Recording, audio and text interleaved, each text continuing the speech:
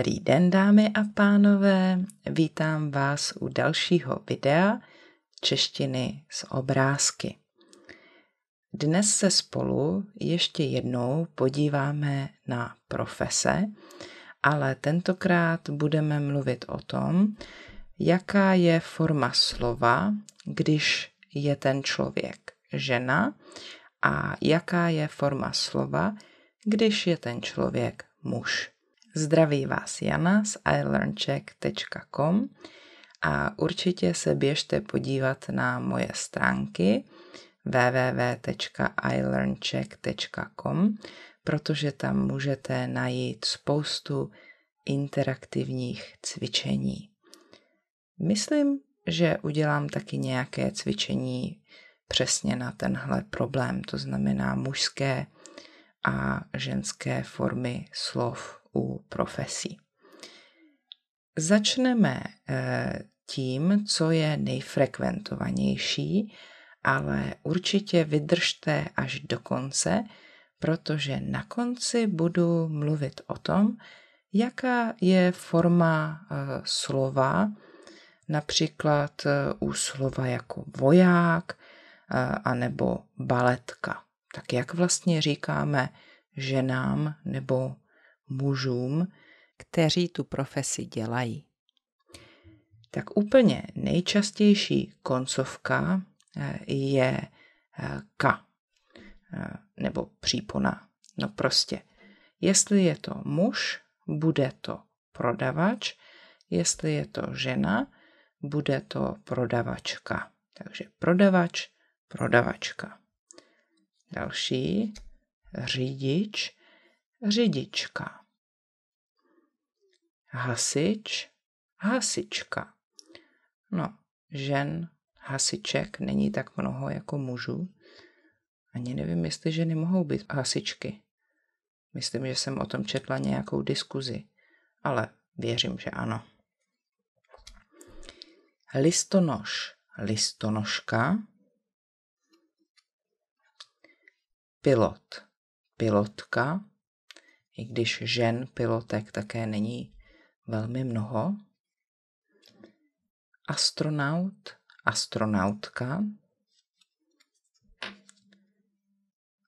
Programátor, programátorka. Instalatér, instalatérka. Malíř, malířka. Tesař, tesařka. Kuchař, kuchařka. Pekař, pekařka. Lékař, lékařka. Novinář, novinářka. Veterinář, veterinářka.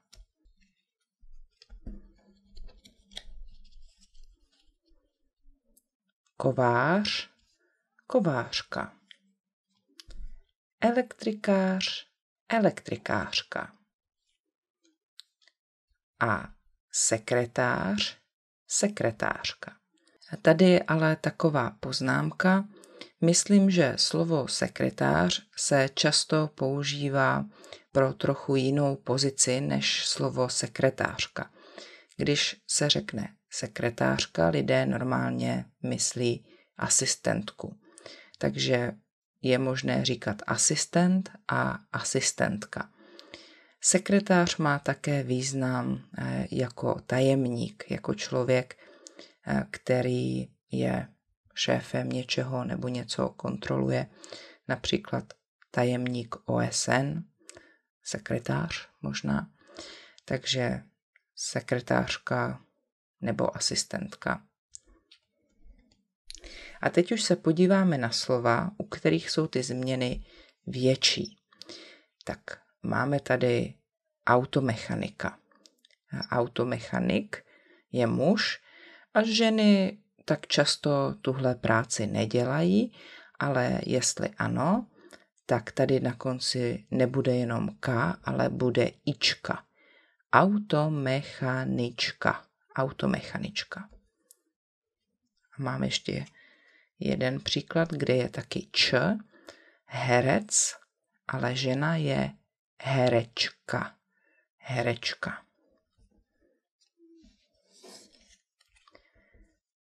Teď máme pár slov, kde je na konci ista. Pozor, je to muž, ale na konci je a. Například policista. Není to policist, je to policista. A jestli je to žena, tak tam jenom přidáme k a bude to policistka. Policistka. Houslista, houslistka. Tak a zase budou změny o něco větší. Jestli je pracovnice žena, je to kadeřnice, na konci je ice, ale jestli to je muž, bude jík. Takže můžeme říct pracovník, ale taky kadeřník. Námořník, námořnice. Zase není tam příliš mnoho žen. Zedník, zednice. Taky to ženy nedělají tak často.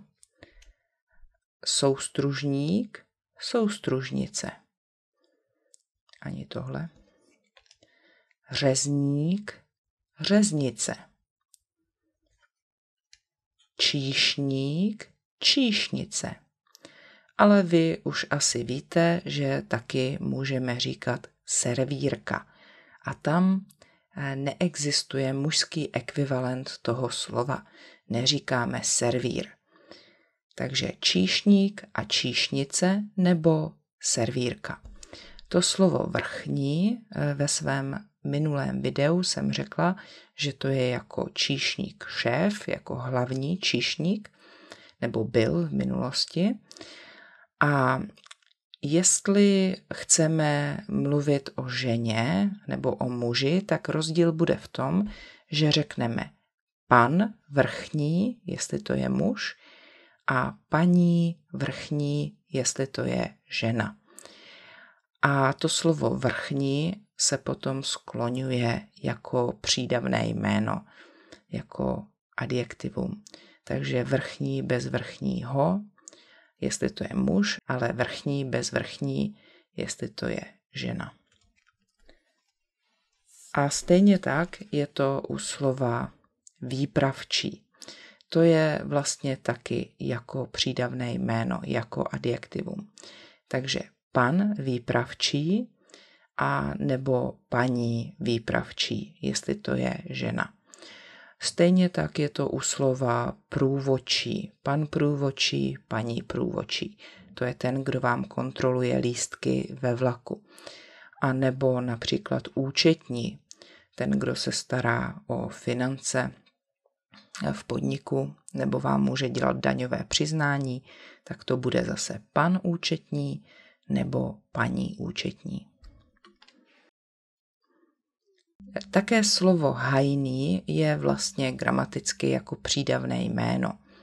Pan hajný, jestli chcete, ale tady je rozdíl v tom, že na konci je y, tak už z toho je vidět, že to je muž, hajný, on. Kdyby to byla žena, bude mít na konci a, hajná, ale také se to slovo chová jako přídavné jméno. Hajný bez hajného, hajná bez hajné. Tak už se blížíme ke konci. Další slovo je zemědělec. Na konci je pro muže ec, zemědělec, ale jestli to je žena, bude kyně. K-Y-N-E s háčkem. Zemědělkyně. Další taková slova jsou například sportovec, sportovkyně, vědec, vědkyně. Takže to není až taková výjimka. Můžete najít i další slova, která mají takovou změnu. No a teď už se dostáváme k tomu zajímavému. Voják. Většinou byli vojáci muži, ale v armádě můžete najít i nějaké ženy. A jak se vlastně ženě v armádě říká? Ani Češi si tím nejsou vždycky tak jistí. A možná vám někdo řekne, že to je vojačka, voják, vojačka, ale to není správně. Správně je to stejně nebo podobně jako u předchozího slova ině. Takže voják je muž a vojákyně je žena. Baletky jsou často také ženy, a nebo je možné také říkat balerína, ale jak se říká muži? Zase je to něco, co vám možná ani Čech nebude schopen správně odpovědět, bude zaváhat, přemýšlet. Já bych reagovala baleťák. Místo t, tady bude t s háčkem a potom bude dlouhé a k. Baletka, baleťák. Ale tohle slovo je nespisovné, je obecné. To znamená, že není správné. A je třeba to říkat jinak. Takže například baletní tanečník, baletní tanečnice, baletní tanečník nebo tanečník baletu. Také jsem četla člen baletního souboru, což je dost dlouhé, nebo baletní mistr a tak dále. Další trochu problém je švadlena. Ani od toho slova neexistuje přímo mužská forma. Žena je švadlena, ale muž, který šije oblečení, je krejčí. Na konci je dlouhé i, krejčí. Ale od toho slova krejčí ženská forma existuje a to je krejčová nebo možná dámská krejčová. Prostě švadlena neboli krejčová, to je žena a muž je krejčí. A poslední, co mi tady zůstalo, je letuška. Další problém. Letuška je žena a když vezmete to k, zůstane vám letuš, ale to není muž, který obsluhuje cestující v letadle. Dnes, myslím, se více používají slova stevard a stevardka, kde existují formy pro muže i pro ženu. Stevard, stevardka. Letuška, to je opravdu jenom žena. Tak doufám, že to pro vás bylo zajímavé a užitečné. A jestli ano, tak určitě prosím dejte like, sdílejte, přihlaste se k odběru mého kanálu a budu moc ráda, když mě podpoříte i finančně. Například můžete na stránkách www.janaslav.cz. Předem vám moc děkuju, přeju vám krásný den a nashledanou.